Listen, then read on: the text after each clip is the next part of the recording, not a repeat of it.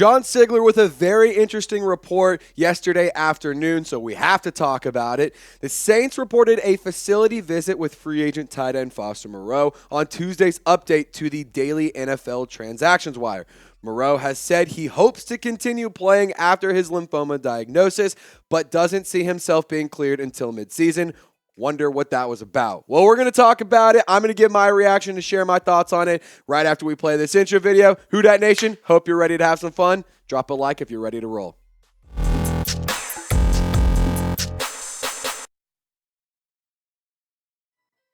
Is Foster Moreau coming home? Now, we all know that he came in to the Saints for a visit, participated in a physical. However, he returned to the Saints to finish the physical after he was diagnosed with Hodgkin's lymphoma.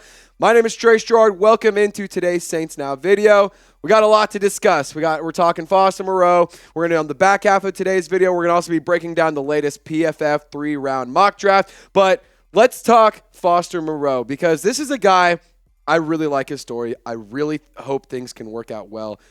You know, praying for this guy, sending him nothing but good wishes, nothing but thoughts, prayers, all that kind of stuff out there. Foster Moreau, he had a physical a few weeks ago with the Saints. As I said earlier, he was diagnosed with Hodgkin's lymphoma, and, you know, shout out to the Saints medical staff for picking this up. This is actually like the third or fourth time since 2017 that the Saints medical staff has found a disease that, you know, potentially life-saving moves for the Saints medical staff. So shout out them for making that happen. But the Saints could actually sign Foster Moreau and have him be on the team and place him on the non-football injury list. And so I'm going to break down what that means here in just a second. I'm going to break down what that would look like for the Saints here in just a minute. So before we get to that, though, on Monday's video, we picked up 25 new subscribers. Our boss, James Yoder, he said, Trace, if you can make it happen again on 25 new subscribers, guess what? We're going to go live next week. So we have to make it happen. If we don't get 25 subs on this video, I can't promise we go live next Wednesday. So help me out. Can we beat 25 new subs? Hit the sub button. Subscribe to Saints Now, news, rumors, updates. We'll be live during the NFL draft. We had awesome free agency coverage. We have all sorts of fun, interactive, yet informative content. So lock us in and subscribe today. So Foster Moreau as a player. Let's talk about this. I think that it actually is a good move to bring him in. 91 receptions, 1,100 yards, 12 touchdowns, and an average of 12.2 yards per tote over the course of his 61-game career. Now, the tight end depth chart is as follows. I love Juwan Johnson. Y'all know my thoughts. Mr. Reliable, one of the most underrated weapons, definitely on the Saints, but I would even argue across the NFL. Adam Troutman, solid tight end. You obviously want more from him, though. I think that you could. I don't think it's unrealistic, and I don't think it's out of pocket to say I want more out of Adam Troutman, because Taysom Hill as your tight end 3, we know that he's not truly a tight end. He plays quarterback, he plays running back, he plays receiver, he plays kick return, he plays punt blocking, he plays if it's football, he plays it. So he's not truly a tight end 3. Lucas Kroll, UDFA, out of Pitt last year. I was very high on him. Shout out my Arkansas Razorback. He was a pitcher there before transferring to Pitt to play football. Kind of an interesting fact there. And then Miller Forrestall also on the depth chart. I would love to see this depth chart get boosted with a guy like Foster Moreau. There's obviously familiarity with him and Derek Carr. And then the fact that he's just an LSU kid, he's a Louisiana guy, the story would be awesome to bring him home, especially considering the things that he's dealing with. I think it would be awesome for him to be around the Saints. I think it would be awesome for him to have that support system, not just with his family, but also with a quality team and a good locker room that has strong culture and strong leadership. Saints have that. I would honestly argue second to none across the NFL. So John Hendricks, I love this report. I love what John Hendricks does. I'm a huge fan of his work, and I thought that this was extremely interesting, so I wanted to include it. Foster Moreau is completing the physical that he started the first time with the Saints, I'm told. The outlook for Moreau is that it's a matter of when he'll play again, not if. A team could add him and place him on the NFI, which is the non-football injury list, as I just said. So here's what that means. And this is coming from the NFL. This is how the non-football injury list works. Players begin the season on the NFI. as of players who begin the season on NFI as of cutdowns to the 53-man roster can be activated after the team has played its first 4 regular season games. However, a player on this list is not entitled to receive his salary, and his contract will continue to run while in such status. That said, the team and player can negotiate a rate of payment for the player while on this list. And now I think it would just be a really cool thing for the Saints to do, to bring him in, sign him to a contract, work out something to be able to pay him and get him some of that money, because cancer sucks. You know, if we have kids watching, 3 seconds to cover your ears, 3, 2, 1. Cancer's a bitch. It honestly sucks. Everyone has been affected by it in some form or fashion in their life. I hate cancer. I've had plenty of family members be affected by it. I think it would be a really cool thing for the Saints to be able to sign him, be able to pay him, get him on, and he doesn't even take up a part of the 53 or the 90-man roster if he's on the NFI list. So show some love to Foster Moreau. Keep on fighting, man. Keep fighting, Foster, because we believe in you here at Saints Now. I know the Who Dat Nation, I know Raider Nation, I know the NFL, all is supporting you. So show him some love, type FM. I would love to see the Saints bring in Foster Moreau, because I think it would be such a cool thing for the Saints to do, as well as bringing in a quality tight end at a position of need, an LSU guy, a Louisiana kid. It would be just such a cool thing for the Saints to do. Show some love to Foster Moreau, type FM in the comment section. So coming up, I'm going to go ahead and react to the PFF mock draft. 3 rounds, so we got 3 picks to hit on. It's pretty interesting. I'm really excited about a couple of them. One of the picks I'm not very high on, but we'll get to that in just a second. All I do know, though, is whenever one of these guys gets picked, they're going to be rocking one of these fresh lids, because it's a Saints draft hat.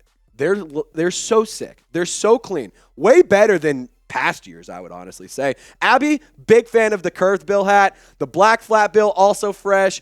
The white or the gray and black flat bill, clean. I'm going to get the curved bill one. I'm a big fan of the baseball cap. Abby, also a big fan of the baseball hat. So if you want to impress Abby, if you want to impress Saints Now by Chat Sports, chatsports.com/Saints hat. Go get geared up, get swagged out. Be the coolest cat on Bourbon Street. You know you got to get it. Go get geared up. Link will be in the comment section and description of today's video. So for today's show, on the back end of it, I'm going to give my reaction to the latest PFF 3-round mock draft. And I need to know something, Who Dat Nation. We've been doing some free agency coverage. We've been doing some trade coverage. We've been doing mailbags. We've been doing draft stuff. I need to know, though, if you want more draft content, I need you to hit the thumbs up icon. If we can get like 500 likes at least, that's how I will know I got to get back in the lab. I got to get in the kitchen and keep cooking up this fire draft content, because there's some good content creators out there, but no one's doing it as good as we are. Shout out to you guys. Thank you guys for helping us out. Drop a like. Hit the thumbs up icon. So let's break down PFF's mock draft. The first pick at number 29 overall is a guy that I know a lot of y'all are very high on, Mazi Smith, the defensive tackle out of Michigan. And now here's what PFF had to say on Mazi Smith. After losing some talent on the interior this offseason, the Saints brass goes right back to the well. Smith is the most powerful run defender in the class and brings untapped potential as a pass rusher. So a few things on Mazi Smith. I think that he's a solid player. I think that he can do some really good things for the Saints defense. Obviously, the defensive line is, and especially defensive interior, is a position of need.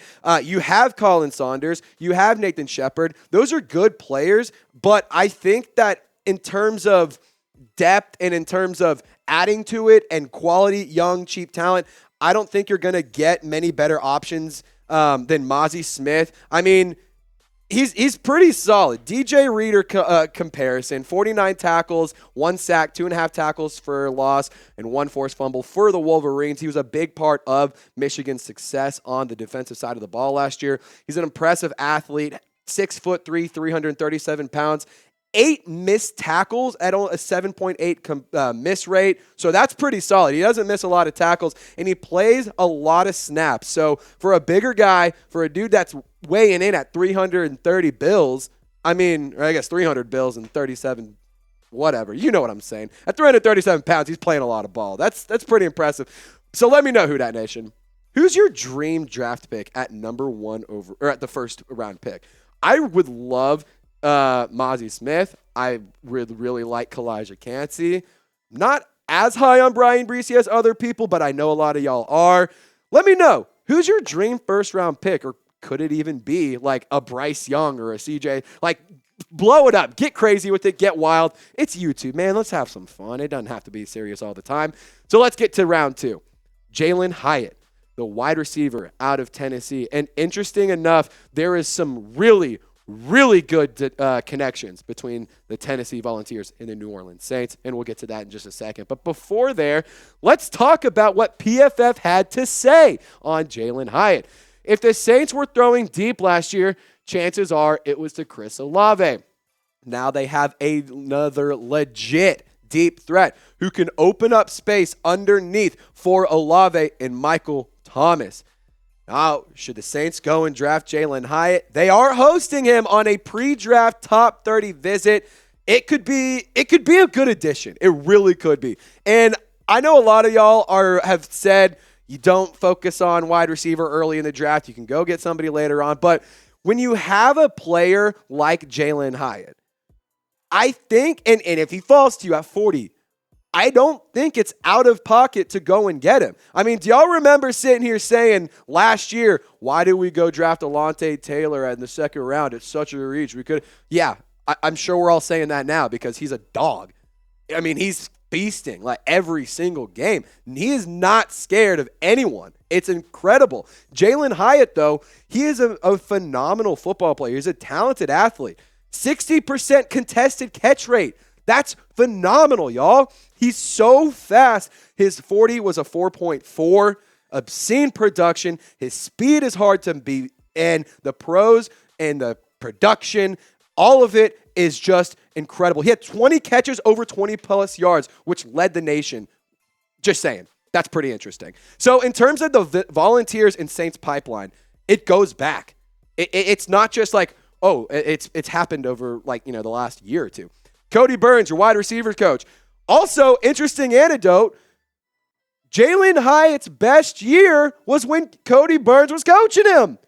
I'm just saying. Cody Burns, your wide receiver coach. Alvin Kamara, as we know, running back, just absolutely great football player. He's been a fun piece to add to the Saints. He was out of Tennessee. Alontae Taylor, like I mentioned, Tennessee. Marquez Callaway, he just left in free agency, went to Tennessee. Shy Tuttle left in free agency, but he was a Volunteer. Bryce Thompson and Ethan Wolf, who are tearing it up in the XFL. They played on the Saints. Now they're out in the XFL.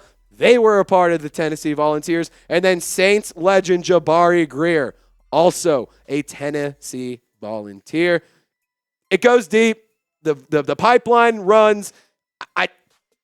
Tennessee and the Saints like what they do with each other. So I wouldn't be surprised if the Saints go get a guy like Jalin Hyatt or any of the other players that Tennessee could put out in the draft this year. So guys, if you're enjoying today's content, go ahead and subscribe. This is just really quick. I know that you guys are, just saying, I just want to get my NFL information. I just want to get my videos on the Saints. If you're liking what you're seeing so far, if you're still hanging out, rock and roll with us, hit that sub button. It's 100% free, so come on. Why not? Why wouldn't you? So let's go over to the third round pick. I'm not as high on Nate Herbig as I wish I was. I don't hate the pick. I'm not going to sit here and say it's a bad pick. It addresses a position in need. But the thing with Nick Herbig, okay, he's brothers with Nate Herbig. So, just bear with me. I mean, when I was putting this script together and putting this show together, I'm not kidding. I mean, it took me multiple tries before I stopped saying Nate Herbig, which is pretty hilarious. But anyway, 47 tackles, 11 sacks, 15 and a half tackles for loss, two forced fumbles, for the Badgers. He is pretty much just a Zach Bond 2.0. So that's something to note. He's, like I said, brother of Nate Herbig in the NFL. He's an offensive lineman. He's highly productive at Wisconsin. And for today's chat stat segment, interesting enough, more than 26% of Herbig's career tackles resulted in lost yardage. Not bad. Not bad at all. But let's scout Nick Herbig. He's very productive, like I just said. He's athletic. He's a good football player. He's just not necessarily somebody I'm very high on. And I'm not saying he's a bad player. I'm just saying I think that there's other linebackers I would want to go and see. That being said, he does do a really good job of shedding blocks. He's built like a linebacker, but he plays edge rusher, which is, pretty impressive. I like what he is able to do in terms of his production.